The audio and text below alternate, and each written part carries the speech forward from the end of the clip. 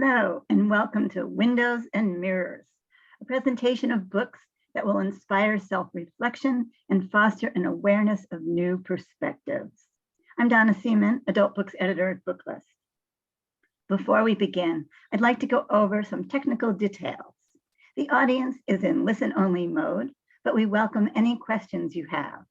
On the bottom of your screen is a toolbar with a section for Q&A. If you have a question or need technical assistance, simply click Q&A and type your message into the box. We will do our best to respond to all tech-related questions, and we'll pass along all other questions to today's panelists so they can follow up after the webinar. Booklist is very happy to announce that we now offer closed captioning on all webinars. To enable or disable captions on your screen, please look for and click the live transcript icon on the toolbar mentioned above. From there, you can select show or hide subtitles from the menu that appears. If you choose to enable subtitles, you can adjust the size of the captions at any time by selecting subtitle settings. Last but not least, links to today's slides and a title list were included in the reminder email you received from Zoom an hour ago. To download them, please open that email, scroll to the bottom and click on the link located there. You can also download the slides and title list by copying the URLs on this screen into your web browser.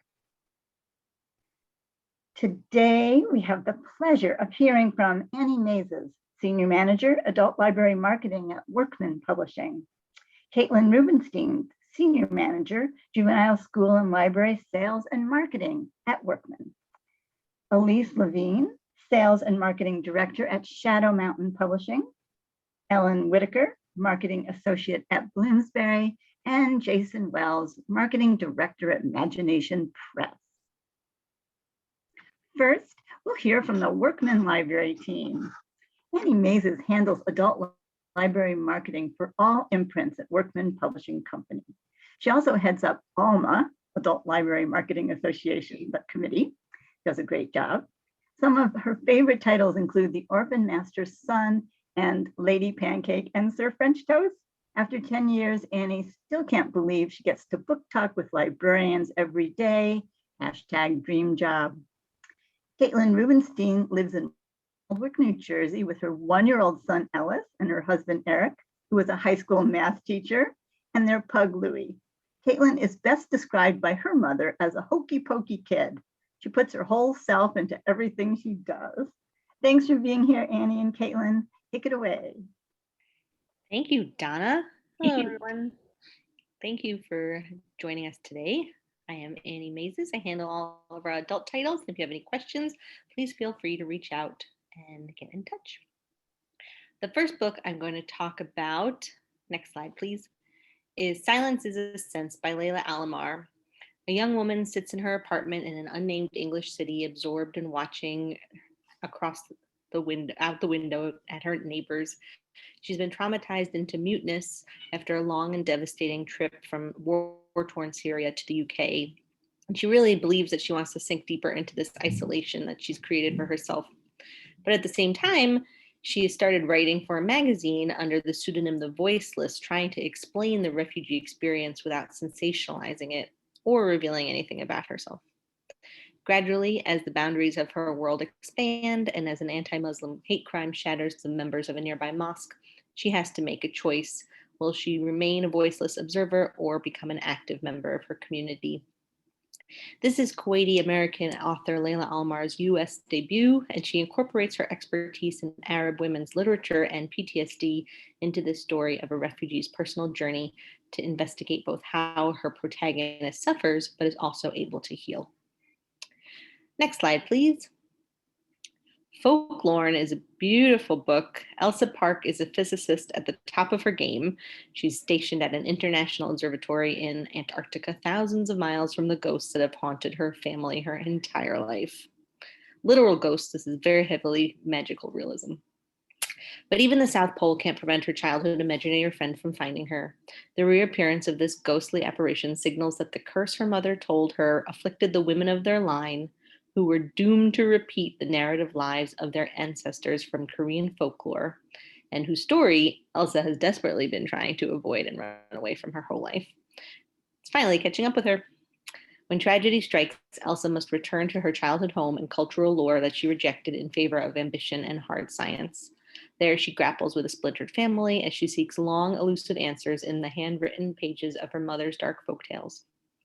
Very healthy dose of magical realism, like I said, and Kirk has called it a compelling rumination on family, race, and trauma. Next book up is Yoke by Jessamine Stanley. She is amazing. Highly recommend following her on Instagram. She is very charismatic author of Everybody Yoga, which taught us how to do yoga.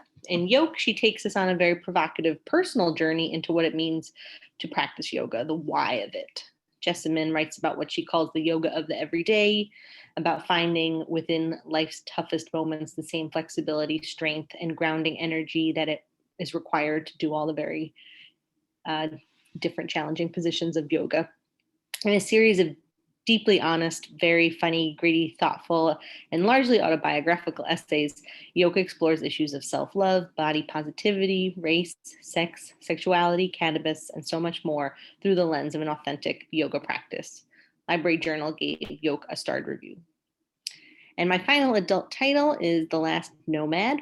When Shugri Syed Sal was 6 years old, she was sent to live with her nomadic grandmother in the deserts, far away from her home city of Mogadishu, Somalia.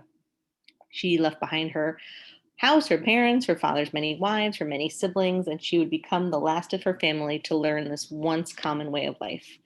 The desert held many risks, from drought and hunger to the threat of predators, but it also held beauty, innovation, and centuries of tradition. Shugri grew to love the freedom of roaming with her goats, the feeling of community in learning the courtship rituals, the cooking songs, the poems of her people. In time, Shugri returned to live with her siblings in the city, but ultimately they were forced to flee as refugees in the face of civil war, first to Kenya, then to Canada, and finally to the United States. Shugri would again find herself a nomad in a strange land, learning to navigate everything from escalators to the homeless shelters to ultimately marriage, parenthood, and nursing school. But she approaches every single one of these steps in her journey with resilience and a liveliness. And it's such an authentic voice. It's very dramatic, it's witty, and it's the story of tradition, change, and hope. So that's it for me. Passing it over to Caitlin. Thanks, Annie. So my name is Caitlin, and I'm going to share some of the juvenile selections from Workman and our imprints with you today. So first up is Hear My Voice. This is a powerful and heartbreaking picture book presented in both English and Spanish. Hear My Voice tells us the stories of 61 children in migration who were detained at the border between Mexico and the US. The words on the pages are taken from actual testimony in the children's own words. And this book is really beautiful, but it's very harrowing.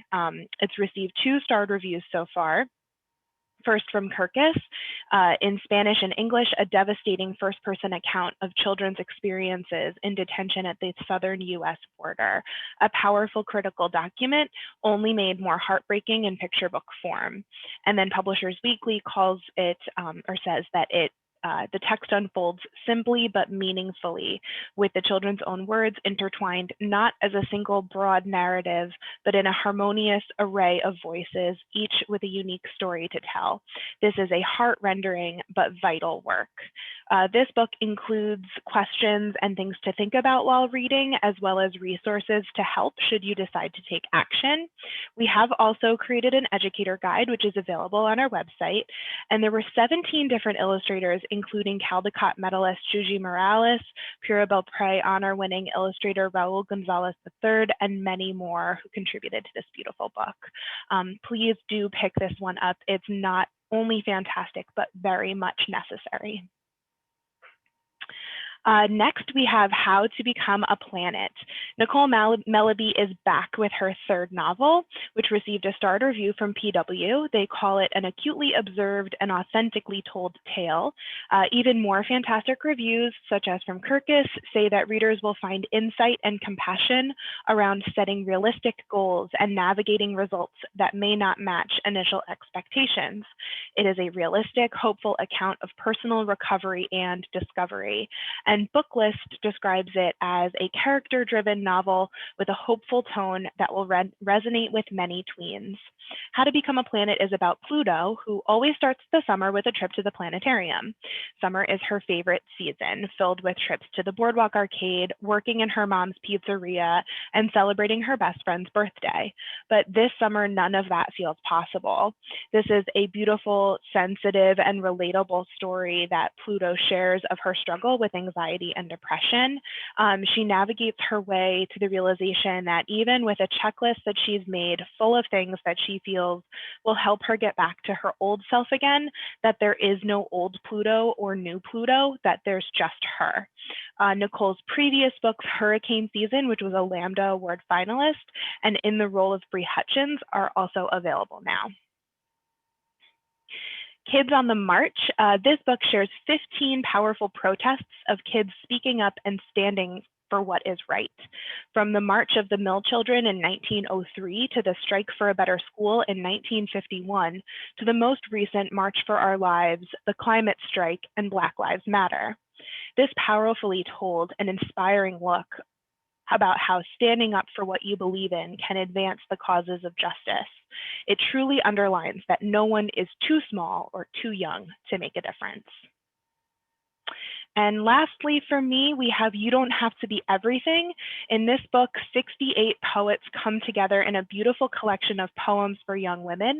It just received a starred review from School Library Journal saying that it should be introduced to anyone who wishes to expand their understanding of the female perspective. It's a collection intentionally designed to promote growth, understanding, and self-awareness.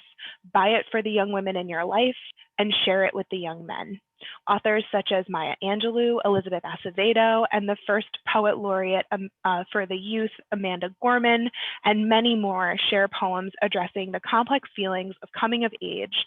Honest and unafraid, these entries offer girls a message of self-acceptance, strength, and give permission to let go of shame and perfection. That's it for me. This is a slide that you can reach me in all the various ways, from newsletters to email, social media. So drop us a line, and thank you so much for having us. Wonderful. Thank you so much, Annie and Caitlin. We are now going to hear from Elise Levine. Elise is Director of Sales and Marketing for Shadow Mountain Publishing. She is a veteran book publishing professional who has worked on a wide range of books, from Nickelodeon to Nancy Drew Mysteries to the Ardent Shakespeare. She left New York City to move west to join Shadow Mountain Publishing, and we're so glad you're here today. Thanks, Elise. Thank you, Donna. Next slide. There we go. You can request EARCs of our new titles on NetGalley, but I also wanted to let you know that I've activated a lot of backlist titles, EARCs, on Edelweiss. You can find them there. If an author is available to do a virtual appearance, I've noted that on the slide, and there's a link on Edelweiss for each author. Next, please. Missing Oakley is a new fall title from Laura Ojeda Melchior. It's about two sisters. Oakley is the perfect little sister, her parents' favorite, and beloved in the town for her sunny disposition, which makes it hard for Phoebe to be heard and understood. The sisters have a special tradition. To celebrate the first hint of spring, they hold hands and cross the cold, rushing river together. This year, Oakley is determined to do it by herself, without holding Phoebe's hand. As she wades into the water, she tries to physically force Phoebe back to the shore. In the struggle to break from Phoebe's grip, Oakley yells at her sister to stop shoving her. A girl from school is watching this from afar, and from her perspective, it looks like Phoebe pushes Oakley into the river, although in reality, Oakley loses her footing and drowns. Phoebe is grief-stricken and scared. She lies to the police, telling them Oakley was at the river alone. Her mother is now battling severe depression from Oakley's death, and that leaves Phoebe feeling burdened and very much alone. The story, told in first person from Phoebe's perspective, explores dealing with life's hard challenges and the impact of secrets kept and lies told, and finding your own voice. And there's a very timely sub-theme about how even an eyewitness account can be misleading and inaccurate. Next, please. New from Wendy S. Swore, the author of A Monster Like Me. Alexis is a native Hawaiian who has a fear of the water, and her mother works as a civilian in naval intelligence, which takes her away a lot on some risky missions, and reinforces Alexis's sense that the world has a disquieting current of inherent danger. As the story unfolds, we realize the origin of her water fear is that she was startled in a cove by the sight of a viper moray eel, and now she's afraid of the ocean for fear of what might be lurking beneath. And her journey is to rely on her community, largely her neighbor, Uncle Tanaka, to help her reframe her perspective. She goes with Tanaka to gather marine specimens, and he nurtures a sea turtle back to health. And slowly she begins to see the ocean through his eyes. Next, please. Stella is about a dog who works in law enforcement until she makes a mistake on a job, which leads to the death of her handler. Stella experiences anxiety and blames herself, and her story is about learning to forgive herself and find a new purpose in life. There's a fantastic video on YouTube and in our Edelweiss catalog by the author McCall Hoyle. She talks about how Stella is a proxy for her own childhood, where poor choices led to serious consequences. She's a teacher now, and sometimes she'll hear a fellow teacher label a troubled student by saying, "Oh, they'll end up in jail before they graduate." And she sometimes shares her story with them. She says, quote, "I wrote Stella as a reminder that we must not limit our own or anyone else's potential by labeling them or writing them off without a second, third, or 15th chance.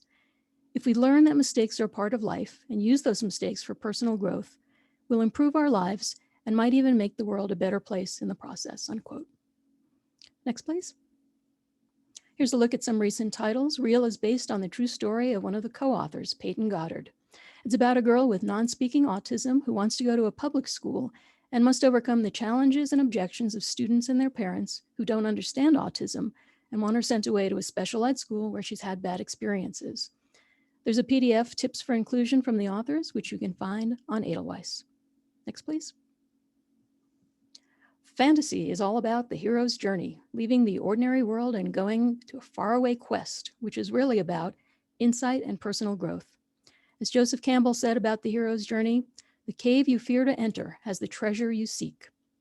Dragon Watch by Brandon Mull is the sequel series to Fablehaven, and our brother and sister protagonists are on a hero's journey, each equally learning new powers and skills, sometimes making progress and sometimes falling behind in their quest to save the world from dragon domination. In Kendra's journey, she always does the right thing, sticks to the rules, thinks through steps to achieving goals. Seth is sometimes impulsive, often arrogant, and tends to focus on the goals, but not the process.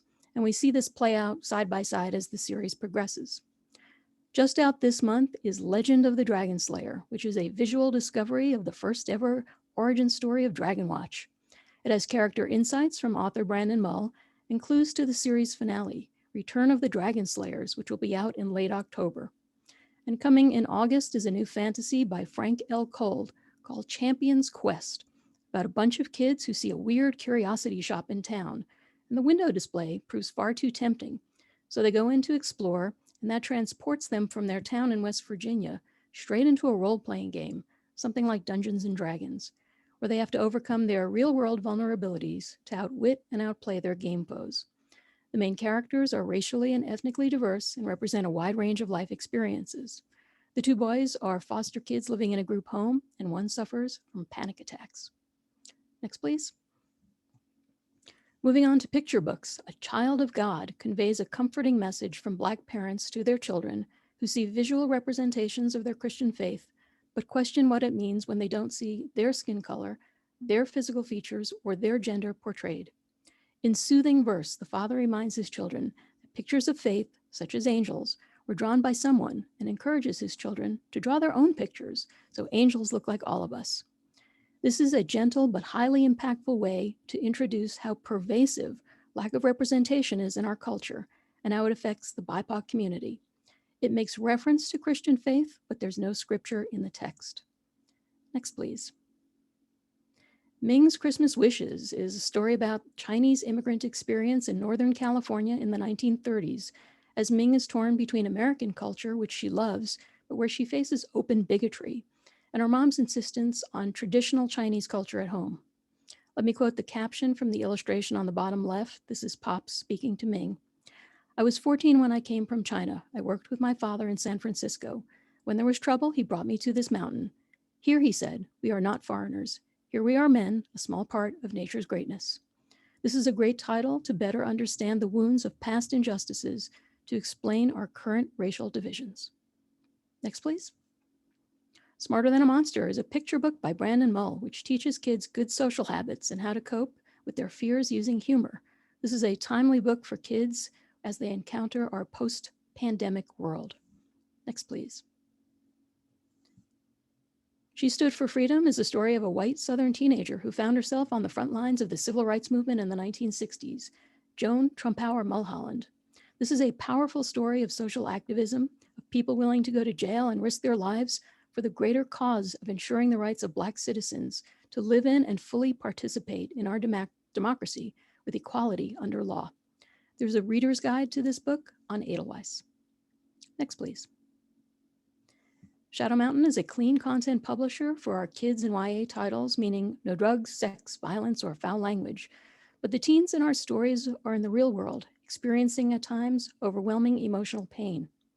Paul Big and Small shows Paul enduring relentless bullying and sees high school as a world of predators and prey. His bully, Connor, has trouble at home and is in so much psychological pain, by the end of the book, he dies by suicide. And as you might imagine, the kids in school are sad about it, they're shocked by it, but many of them are completely dissociated from their complicity in this culture of meanness. And it's Paul, the bullied kid, who in the end implores the kids in school to make this bullying stop by listening to each other and connecting to each other in more meaningful ways. Waiting for Fitz is an Own Voices story and features a cast of teens living in a psych ward with a spectrum of mental health challenges, trying to figure out who they are and how they can fit in when society labels them and constantly judges them as being different and being damaged. What the other three don't know is about 4 teens, each playing a role in high school, but each harboring a secret about who they really are. On a dangerous river rafting trip, they will confront their fears, drop their social masks, and realize that they can finally be true to themselves. Next, please. New in nonfiction, these are adult titles, but they're suitable for YA, and they are about serving a cause greater than yourself. The Immortals were 4 heroic chaplains in World War II. When their ship was sunk by a Nazi torpedo, the chaplains calmly helped 900 men through the chaos of abandoning ship, distributing life jackets, including their own when supplies ran out. In their final moments, arms linked together on deck, a survivor reported seeing them and said, quote, "I could hear men crying, pleading, praying. I could also hear the chaplains preaching courage. Their voices were the only thing that kept me going." The genesis of why we fought is a question many readers of nonfiction, myself included, always ask ourselves when reading about World War II. What would I have done in the same circumstance? Back one. These are 7 largely untold stories to illustrate that World War II was fought on front lines far beyond conventional battlefields. This history is in itself a civics lesson in defending democratic values. Some were ordinary citizens like William Siebold, a German immigrant after World War I and a US citizen in World War II. When he was coerced by the Gestapo into becoming a spy in America, he instead approached the FBI and offered to become a double agent. His efforts successfully helped bring down a dangerous German spy network that was dedicated to stealing industrial and wartime secrets and sabotaging America on home soil. Next, please. This is some backlist nonfiction. We tend to do untold stories, which also show the human side of conflict. Next, please. Moving on to historical fiction. These titles are also suitable for YA and are especially relevant in our troubled times, as ordinary citizens in these books face the political and social upheavals of their generation. New from Cameron Wright, best-selling author of The Rent Collector and The Orphan Keeper, In Times of Rain and War, is about an American soldier who is working in London during the Blitz in World War II in the very dangerous bomb squad, and a woman he meets who has a secret. She is German and she is Jewish. In the Edelweiss catalog, you'll find book club discussion questions, author videos, and links to source materials he used in his research.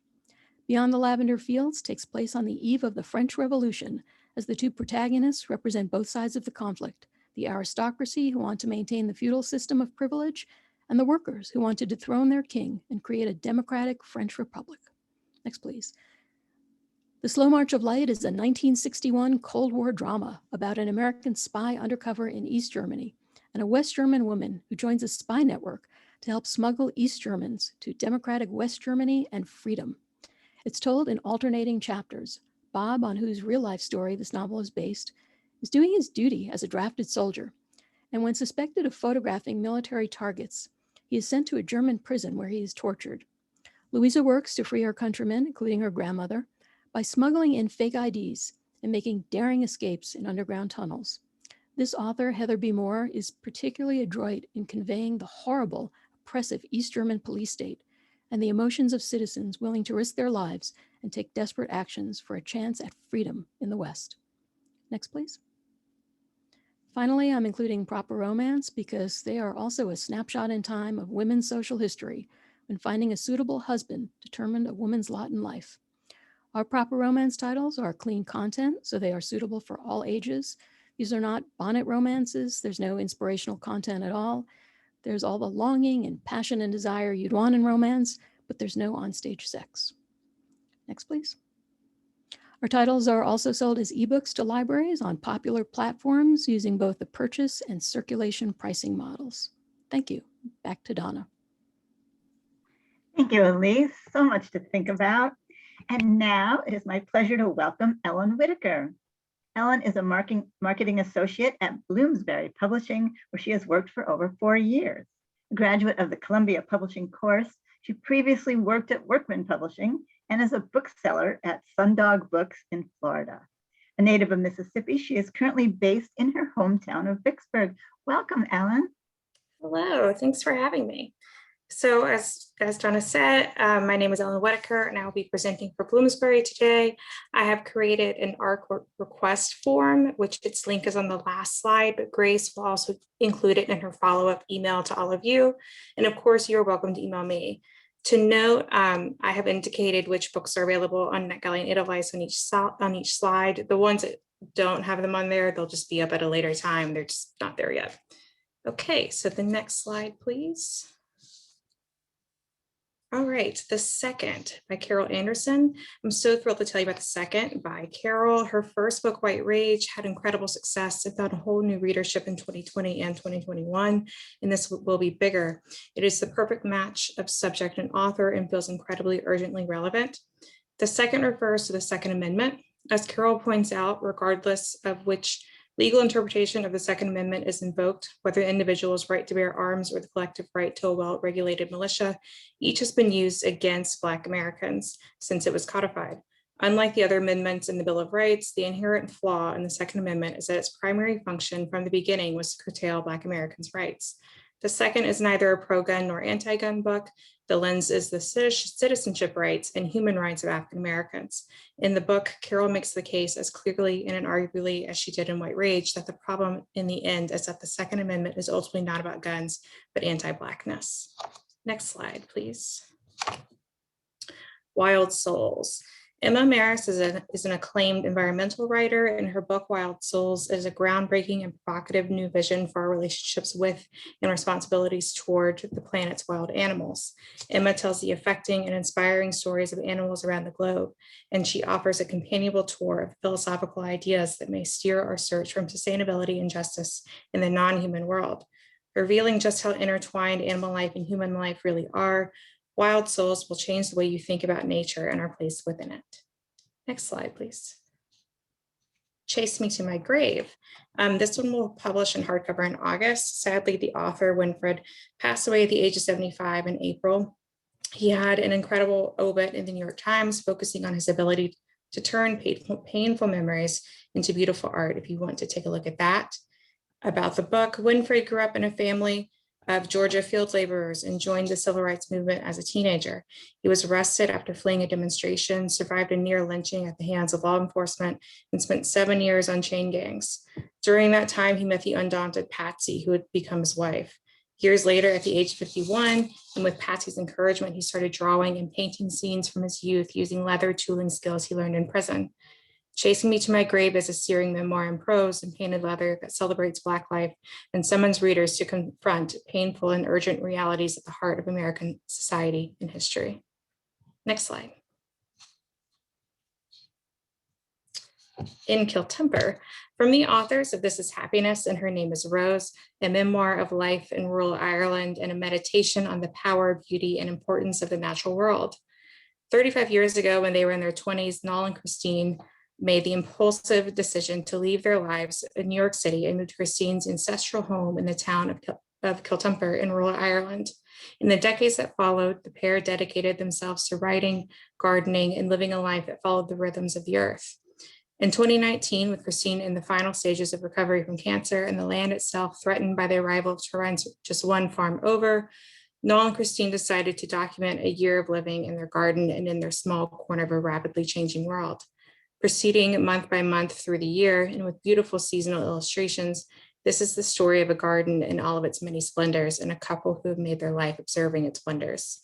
In Kiltumper will publish in August, along with a paperback of the beloved This Is Happiness. Next slide, please. Okay, Unfollow Me. It is an intimate and incisive collection about race, progress, and hypocrisy from Jill Louise Busby, aka Jill is Black. In 2016, fed up with what passed as progressive in the Pacific Northwest, Busby uploaded a 1-minute video about race, white institutions, and faux liberalism to Instagram. The video received millions of views across social platforms. As her pithy persona, Jill is Black, became an it voice, weighing in on all things race-based. Jill began to notice parallels between her performance of diversity in the white corporate world and her performance of wokeness for her followers. Both, she realized, were scripted. Unfollow Me is a memoir and essays about these scripts. It's about tokenism, microfame, and inhabiting spaces, real and virtual, Black and white, where complicity is the price of entry.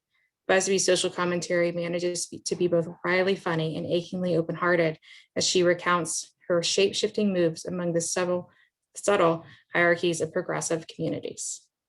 Next slide, please.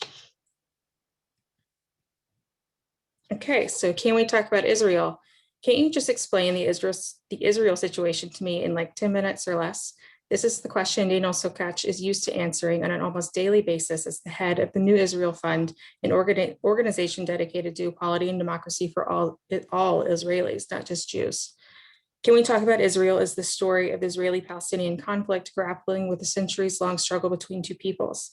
It's an attempt to explain why Israel and the Israeli-Palestinian conflict inspires such extreme feelings, why it seems like Israel is the answer to what is wrong with the world for half of the people in it, and what is right for the world for the other half, what is right in the world for the other half. Complete with an engaging illustration by Christopher Noxon, Can We Talk About Israel is an easy to read yet penetrating and original look at the history and basic contours of one of the most complicated conflicts in the world. Next slide, please. The Least of Us. Many of you may remember Sam's incredible Dreamland, which first published in 2015.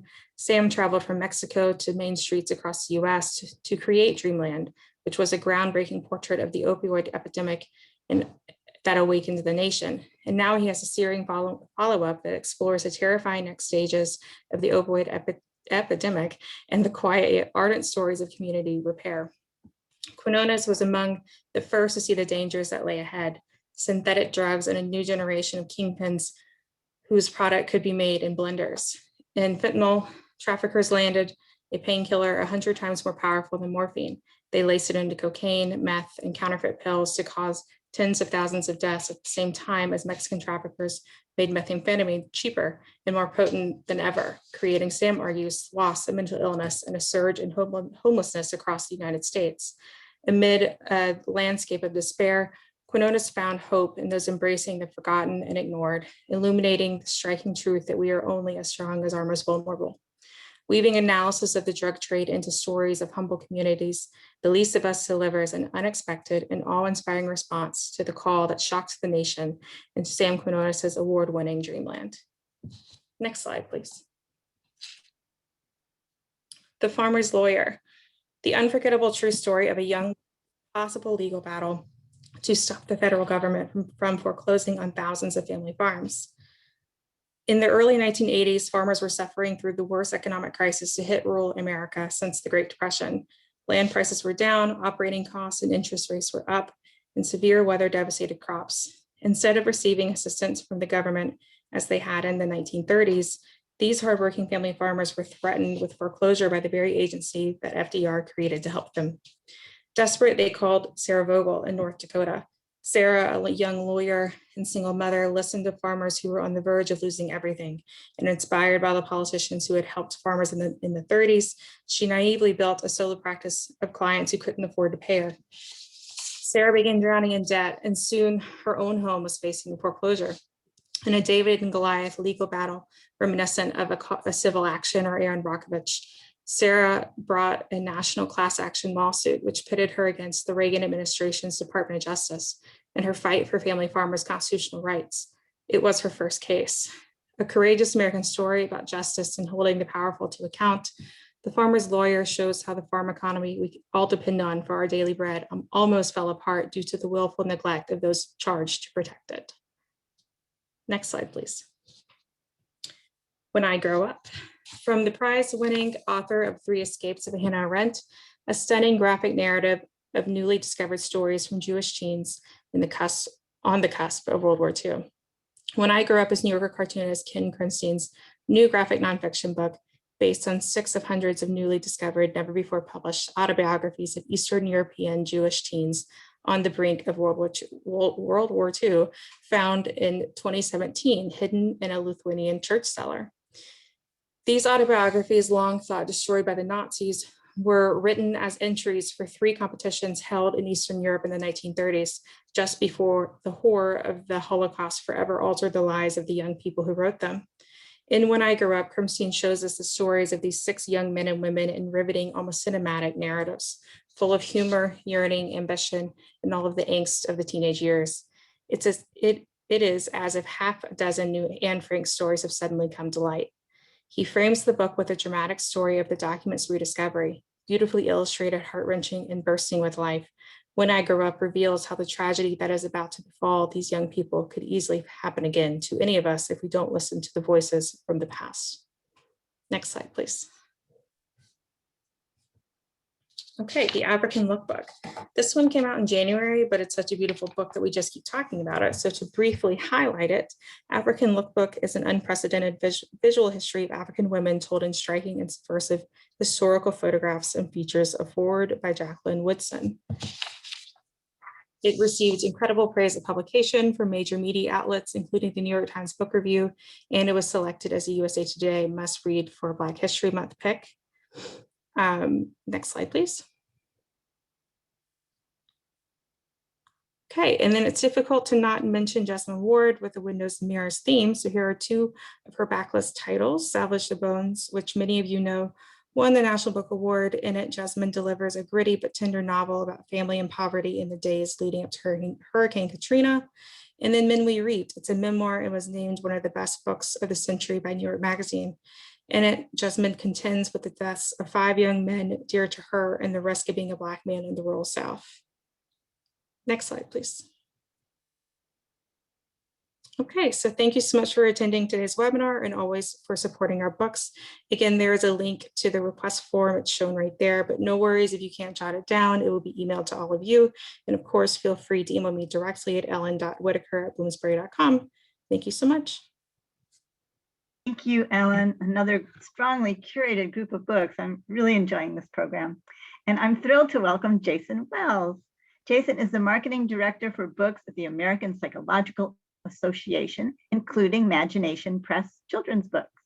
Jason has worked in book publishing since age 16, and for more than a decade, he has led marketing and publicity for the blockbuster Diary of a Wimpy Kid series. Jason received his master's in library science from Pratt Institute and teaches children's book marketing at Pace University. He lives in Washington, D.C. You can follow Jason on Twitter at BooksJasonWells. Thanks for being here, Jason. Glad to be here. All right, next slide. So Magination Press is the children's book imprint of the American Psychological Association. Through our publishing, we share with the world mental health expertise and psychological knowledge. Our books reach young readers and their parents and caregivers to make navigating life's challenges a little easier.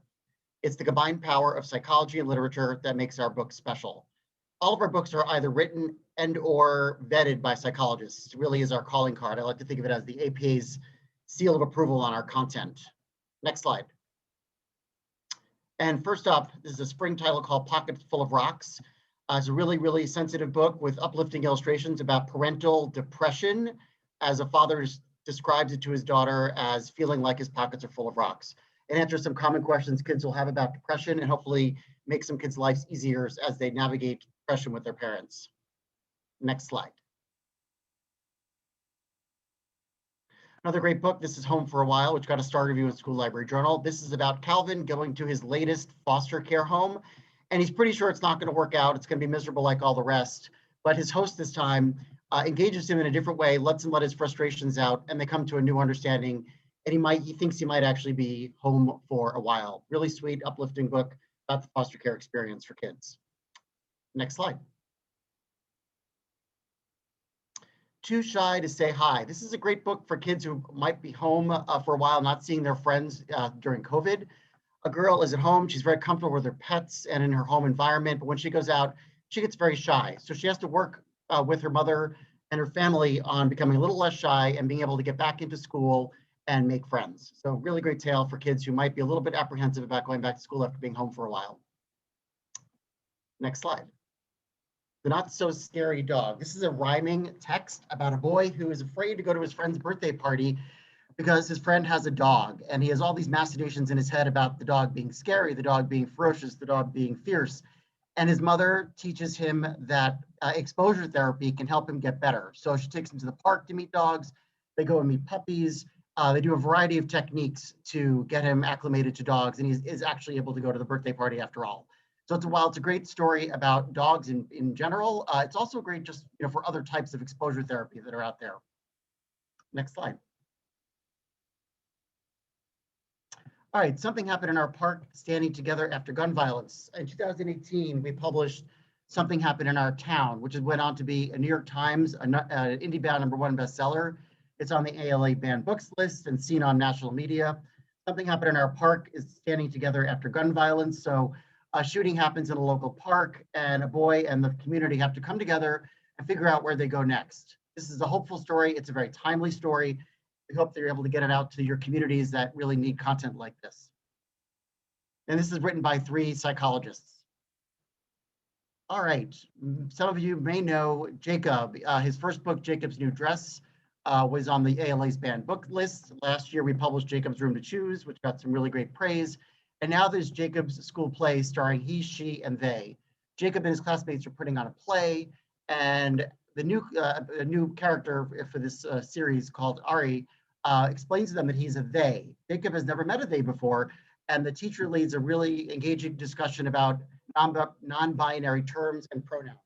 This is a really great story about introducing classmates to other classmates who might not be just like them, and how everyone can be accepted. Next slide. All right, we're doing a lot more nonfiction than we used to, and the next 2 books are written by the same author, an expert psychologist. Lobe Your Brain, What Matters About Your Gray Matter. This is a picture book for younger readers about how the brain works, the lobes, and what happens. It's a really great introduction.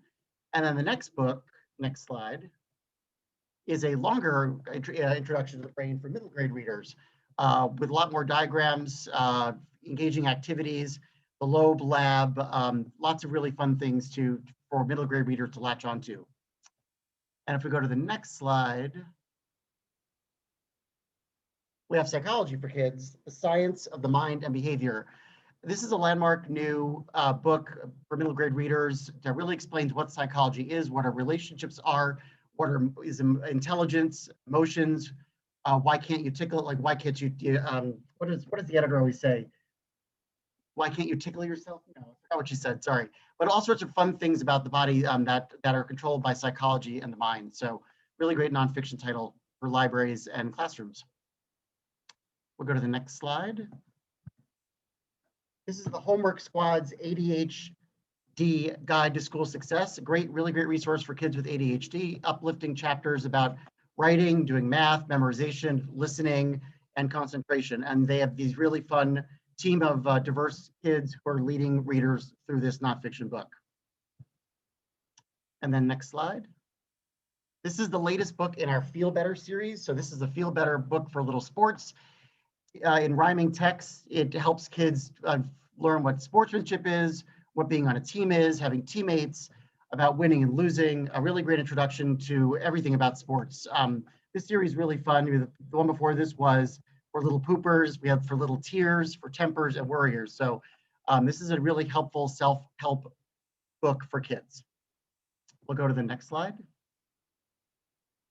All right, this is a fun title, When a Dragon Goes to School, following When a Dragon Comes to Stay, which came out this spring. Both books are about manners, one at home, one at school, what to do, what not to do, all as described by this really, really adorable dragon. We'll go to the next slide. As Babies Dream, this is a very sweet ode to babies as they go to bed at night. The book fosters an understanding of communities as you see wild animals and other scenes throughout nature, and are able to relate it back to lulling a baby back to sleep. This is by Leslie Newman, who many of you might know from her long list of best-selling and award-winning titles. We'll go to the next slide. This is a great new workbook called What to Do When the News Scares You. This is our bread and butter best-selling series. These are workbooks. They are also available as Kindles. And What to Do When the News Scares You presents a series of activities for kids who might be negatively affected by what's going on in the world. And it's been a tumultuous couple of years. So this is really meant for kids who need activities to understand what's happening in the news and how to understand the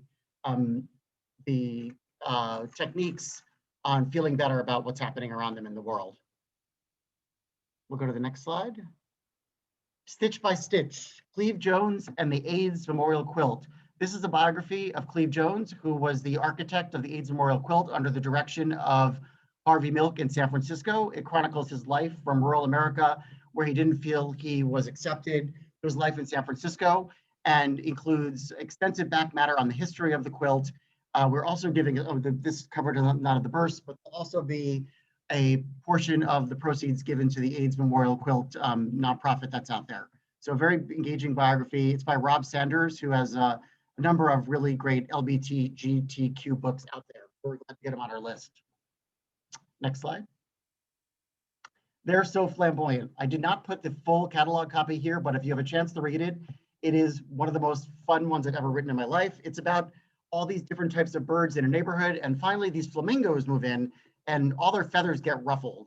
They're bright, they're loud, they're energetic, and all the birds don't quite know what to make of them. So they all have to come together and realize that it's okay to be different, and they eventually accept the brightly colored flamingos into their brood. So really fun, but I do encourage you to actually read the catalog copy that's out there, because I took a long time to craft the messaging just right about all these different types of birds in this neighborhood. Go to the next slide. Evelyn Hooker and the Fairy Project. Evelyn Hooker was a groundbreaking psychologist who was able to get the term homosexuality removed from the Diagnostic and Statistical Manual of Mental Disorders.